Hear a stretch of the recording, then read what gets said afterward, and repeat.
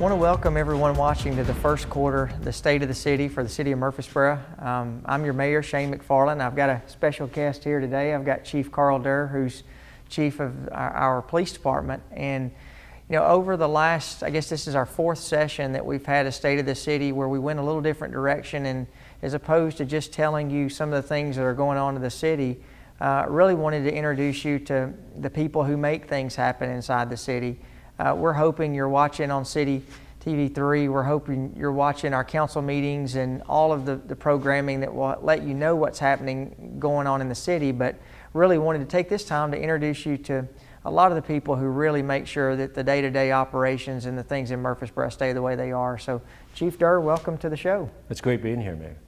Now, tell us, you're not quite a newcomer anymore, but how long have you been here, and tell us a little bit where you came from and how you came to Tennessee. Okay, I've been here since about March 28th, and I started with the city April 4th.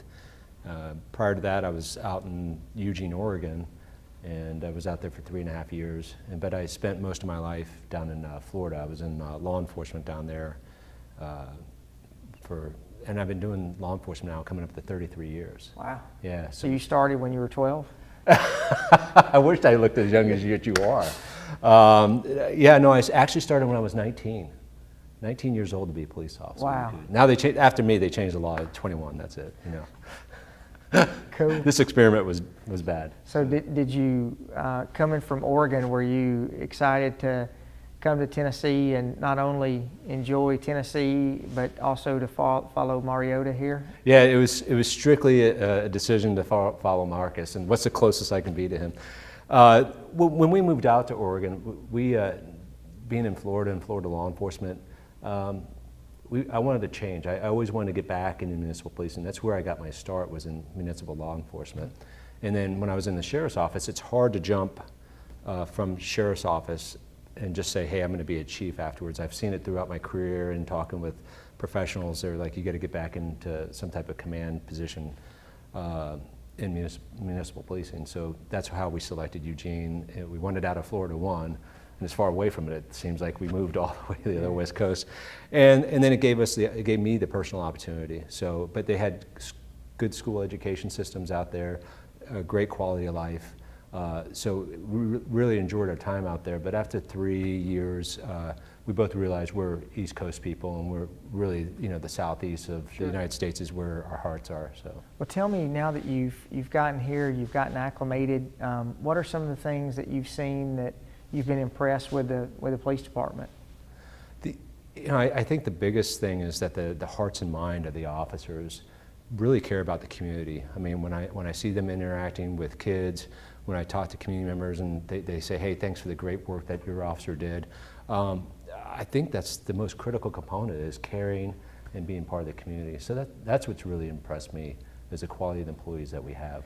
You know, nationally, there's all kinds of things that you see now regarding police officers, and anytime I speak to any of our local groups, I always say, please don't lump Murfreesboro into what you see nationally, because you know, the men and women that we have in our police department, I see them as second to none. Now, you know, you're always going to have things that you have issues with and areas for improvement, and we're not, you know, always perfect on things, but tell me what you're seeing nationally, and if there's anything you would tell our residents on dealing with our officers. Maybe talk about that a little bit. You know, there's so many discussions nationally that, you know, law enforcement is advancing. I can remember back after Rodney King, and law enforcement went through some, I call it professionalization. And I think with some of the national discussions that are happening, law enforcement's taking another look at itself and saying, how do we become more professional? How do we be more transparent? And, you know, we're pretty transparent when they're talking about going back to community policing officers. And I think we are already a community policing based, so we never lost that philosophy, and I think that's one of the benefits to Murfreesboro, and why I think maybe the officers are grounded, is because they are community officers, they're community police. The other thing is the training that we provide. I mean, is second to none, and we're looking to improve that. So I think when you see an officer out there, talk to them. You know, they're part of your community, and I go back to Sir Robert Peel. The police are the community, and the community are the police. So they are us. Sure. And they're just like you and me, and go up there and have a conversation. Now, I would say if they're on a traffic stop or they're taking some type of police action, probably not the best time to say, hey, let me go give them a hug. Yeah. But you know, our officers, if you go out on the square, I mean, I saw wonderful engagement between the community and the police officers out there. It was really great to see. Yeah. So I think that's why Murfreesboro special is, because they're not standoffish from the police either. So. Sure. Well, I've seen the same thing. A lot of my friends who are police officers are people that I've grown up with, and you see the pictures of the police officer that's out in front of the Regal Inn in the grass strip throwing football with some of the kids. Or, you know, the other night I came after a council meeting, and I go down into the parking garage, and there's 3 police officers helping a lady change a tire who had a flat tire. And it's just those things that you don't see, that they're not on the news, they're not on social media, but it's the things that our police officers do that they really don't want credit for, and they're just there for us. So we've had a lot of change going on inside the department, not really talking about people, but although we have a new chief, we've got a lot of projects that are going on, and seems like we've got more going on in the city now than any time I can ever remember. Talk to us about the new headquarters, maybe for those who don't know where our new headquarters is and what you're seeing on that project. Well, I mean, with the new headquarters, right now what we're also doing is next Tuesday, we're going live with our new CAD system and upgrading the CAD system, which is in with the county, because we're doing that in preparation of the new. So tell those who don't know, what's the CAD system? So it stands for computer automated dispatching, and it's basically the software that takes in the 911 calls and allows the dispatcher to type everything in and gets our officers to respond to situations. So that was a major upgrade, and we're doing it with the county in conjunction with them. So that was the first wave of coming on and going to our new police headquarters. What we're doing, believe it or not, we're still in paper and pen with our police officers writing reports. And City Council approved the expansion of that system because it's tied into what we call CAD. And coming up in the next 4 months, officers are going to now start writing reports. And where that's important too is, besides having being digital with that, but we have a lot of paperwork that's associated with our building that we have to try to move through and get rid of. So my edict to the records and everybody is, I don't want to move anything unnecessary to the new headquarters. Yeah. So these are kind of like steps leading up to the headquarters. And then the headquarters project itself it's a beautiful building. It's at 1000 Highland Boulevard, right across from the Oakland Mansion. So for those who don't know, it's the old Murfreesboro Medical Clinic. When we broke ground on that back in the summer, we were talking about that it's crazy to think that, like with me, with my 2 boys, they had their tonsils and their adenoids taken out at there. So the place that most of us have taken our children to, that's now going to be our police headquarters. Yeah, and I think it's at a great location, and talk to the community. Everybody's excited about where it's going to be located at. And it's going to be state-of-the-art facility for our officers and also for the community. I mean, we were walking through it the one day, and we walked out what's going to be the community room where they can hold different community meetings there, and we invite different groups to come be a part of the police department. And it's got a great view of the Oakland's mansion. So yeah. I think it's going to be really functional when we move in there. And the good thing too is with the hospital that moved out. Of course, this is before you were here, but we had the old, now the Rutherford County Hospital, but St. Thomas of Rutherford moved out 3 or 4 years ago. And so when that happened, a lot of the tenants that were in that area all left, going closer to the hospital. And so the thing I've been excited about is now we have a new anchor that's in that downtown area. So our police department is going to be the new anchor for that area, which I think helps provide stability. It helps provide police presence, and really want to make sure that downtown area stays safe and livable. Talk about this past Thursday night. We spent a lot of money on hopefully something that will take Murfreesboro even more into the 21st century. But tell us about our new communications plan. What City Council approved was basically allowing the officers to go to 700 frequency.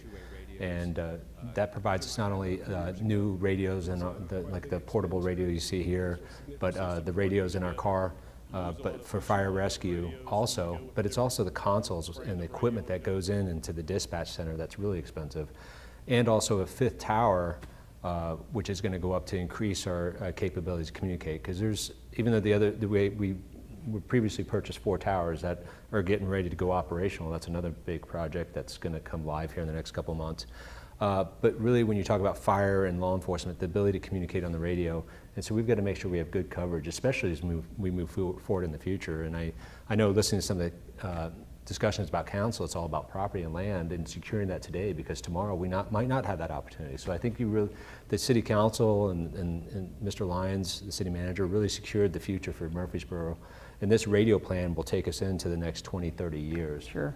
With the infrastructure. Well, last but not least, we had a significant loss on the council in the month of December, and our longtime council member and Vice Mayor Doug Young passed away after an extended battle with cancer. And I was so proud that before he passed away in November, I think it was November the 7th, that we were able to name the new police and fire training facility after Doug, because that was something Doug was just a champion of on anything that had to do with public safety. I mean, he wanted to make sure that our officers and our firefighters, dispatchers, office staff, that they had absolutely the best facilities and the best resources that they needed. So tell us a little bit about the police and fire training facility and what you're planning there. Yeah, thinking about Doug brings my, I didn't know him as long as everybody else did, but the short amount of time I got to know him, a special individual, really special, and I wish I had more time, and such a big supporter, and it's an honor to have it named after him, and we're going to carry excellence in that training facility, I'll tell you. Yeah. There's pieces of it that are going to be fire focused, such as a tower, and some storage areas, but there's also going to be a law enforcement presence where we're looking at one section to be a training field, which will bring our canines, because right now currently we train in Nashville. So we're looking to bring our training here, so we're not going out of town, and that provides better resources. But also the back 5 apartment complexes are going to be simulations where we can run scenarios. So we can run traffic stops, building entries, all these things to train our officers to make them better. And this is a concept that not many cities have. Or I can think back to the Sheriff's Office, which was a 4,000 person agency. We wish we would have had a facility like this. And so then with that is we're also looking with Chief Folks and I, because he and I are on the same page about training, but we're looking to say, how can we bring other agencies and provide the best training for them too. So it's not only training ours, but we're looking to bring and push it out to bring other people here to train them. Sure. And I think anytime that I've talked to you or Chief Folks, one of the number one things that I always hear from these men is training, and hoping to put our men and women, whether it's the police department or the fire department, to give them the situations where they have the training, where they something that comes up, that they know what to do, and it's not something that they've not either prepared for or they've not simulated for. Yeah, and because things are constantly evolving, so the way we get better, and think about no matter what it is, the way we always get better as human beings, we train our way through it. And so that's, Chief Folks and I are very aggressive with training. We want to try to take this to provide the best services we can for the city of Murfreesboro. Sure. Because the citizens and the community here deserves the best, because it is a great community. Well, I can say, speaking for the council members, and obviously as a resident, that I appreciate what you do. I appreciate what all of our police officers do, and they make us proud every day. I like to tell people this, that our number one goal, and it's the number one thing that you'll see on our budget, is to provide safe and livable neighborhoods. And I know that we're going to have challenges that we're all going to have to address, and as Murfreesboro grows, there's going to be urban issues that we've not dealt with before that we're going to continually evolve and learn how to deal with better. But I feel confident with your team that we're in good hands. So I want to thank you for taking part in this today, and let the residents know a little bit more about you and sort of what our plans are at the police department. We want to ask you, you'll be in our thoughts and prayers, all of your officers will be, and anything you need from us or from our residents, just to please let us know. I think the biggest thing that we ask is just support your police and fire rescue, because they're here to make everybody's lives better and make this a safe community. And the support from the public does show. Sure. So I also want to say that is that the public's doing a great job in supporting the first responders. Don't forget to check us out on social media by visiting the city's website at murfreesborotn.gov, or you can catch us on YouTube as well as Facebook and Twitter. Thank you so much for watching.